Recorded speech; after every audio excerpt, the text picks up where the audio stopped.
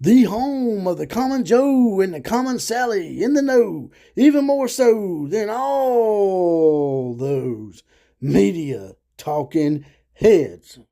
Nick Saban is about to rain hellfire on the entire college football world. Y'all got to watch this. In Georgia, obviously, you've seen in the past couple seasons now, really, they've taken hold of college football. They've done an unbelievable job. This is a young football team. This isn't a... Now, I'm not saying Pollack is wrong at all, but just look at the pain on Saban's face when he says that. They did an unbelievable job. This is a young football team. This isn't a... That's one thing to have to sit back and watch a conference foe steal your throne for a back-to-back season. But then to have to sit there and listen to another man disrespect you and the dynasty that you built to your face and in front of a national audience. Yeah. I mean, I actually got chills when I watched that for the first time because you could just see how hurt Nick Saban was by that single sentence, that one statement. I mean, we're talking about the greatest college football coach to ever live, and a man that's dedicated his entire life to dominating a single industry in a way that we probably won't ever see replicated again. And then just when we start to think that Alabama might actually be mortal after all, one small statement like that gives Saban his final infinity stone.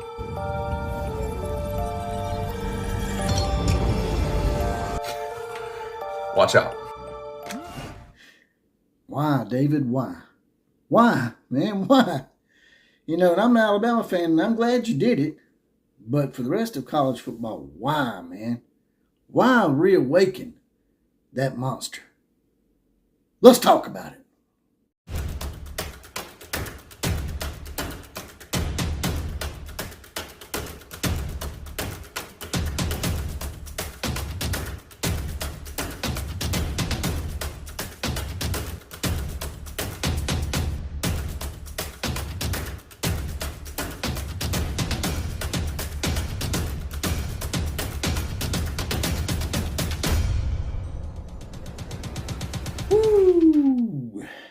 Back in the saddle again. Here we go. Another episode of the OCF. That's the outlaw of college football. That's me, JPC.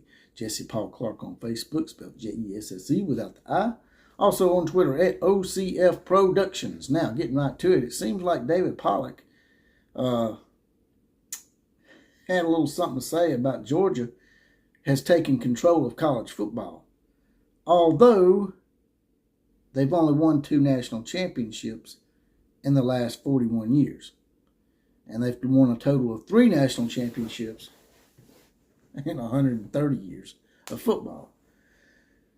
But I really had no problem with David bragging on his team and saying that he thinks that they may be the new dynasty. That's not the issue. The issue is the surroundings in which he said it. I mean, he said it right there in front of Nick Saban, who was like one of the co-hosts in the little post-game show or whatever. Said it right there with him sitting beside him.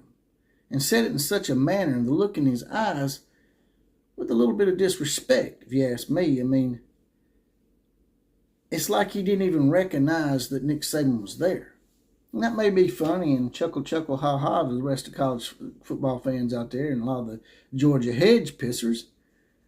But it's not going to be as funny when you reawaken a monster that you might have had a little bit of edge on.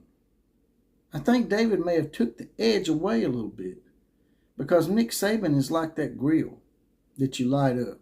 You get the fire stoked and it's going and everything looks good, and you have this one idiot at the party that just wants to see what it would look like if you threw a half a cup of gasoline on it just for the hell of it. That's what David did. He just come over and threw gasoline on it, and the fire may burn David Pollack, and it may burn the rest of college football world, not just Georgia, because Nick Saban's already a highly motivated individual. I mean, it's not like that he slipped this year and signed a class outside the top 5 or top 10. He signed a number 1 class again, David. Georgia didn't.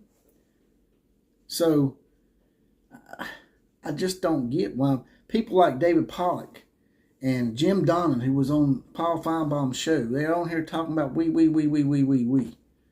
They acting like they had something to do with this or like they've had experience at it. They haven't. David Pollack never sniffed a national championship the whole time he played for Georgia. Never.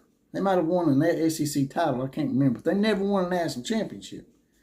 Jim Donnan was one of the he wasn't one of the most successful coaches in Georgia history, because if I'm not mistaken, I think Jim only lasted 5 or 6 years at Georgia. Jim, you didn't even graduate from Georgia, and Georgia fired you, man, because you couldn't win a national championship or even an SEC title, if my memory serves me right. So all these Georgia talking heads and athletes out here come in here acting like this is their national championship, like they had a part in it. You didn't. Just to get that out of the way. But I don't know, you guys and gals tell me. I mean, look at the face of Nick Saban when he says that. It was just utter disrespect, in my opinion. He could have said that up there without anybody, with any other person around. But the way he said it, and the way he just looked at Saban, or didn't even look at him really, and just was dismissive of Saban even being there, might be considered being, I don't know, cocky. Some people may like that. But there's a difference between being cocky and just being dismissive of a person like they don't matter anymore. And with Saban signing another number 1 class and not looking like he's going anywhere for at least another 3 or 4 years, I think David made a big misstep. And he's doubled down on it. So we'll see. I've seen this 1,000 times with Nick Saban. Numerous times Nick Saban was counted out. It was past his prime and needed to go ahead and retire back in 2012 and 2013. Needed to retire, and then we went 2 years without a national title with I think it was Ohio State and Florida State winning it. Saban was done. Come back and won 2 or 3 more national championships. Clemson won 2. Saban was done. Come back and won another national championship. So, I'm just saying. You guys and gals tell me, I mean, do you think that he may have added gas to a fire that was already pretty much burning? I think so. I think it's going to backfire. I think it may give Saban a little extra push, which we know he didn't need an extra push. But now, things are going to get quite interesting next year.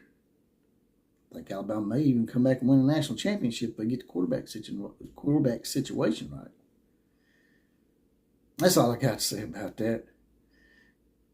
Like, share, comment, and subscribe to this channel. And as always, KMCA to all the other teams. Class is now officially dismissed.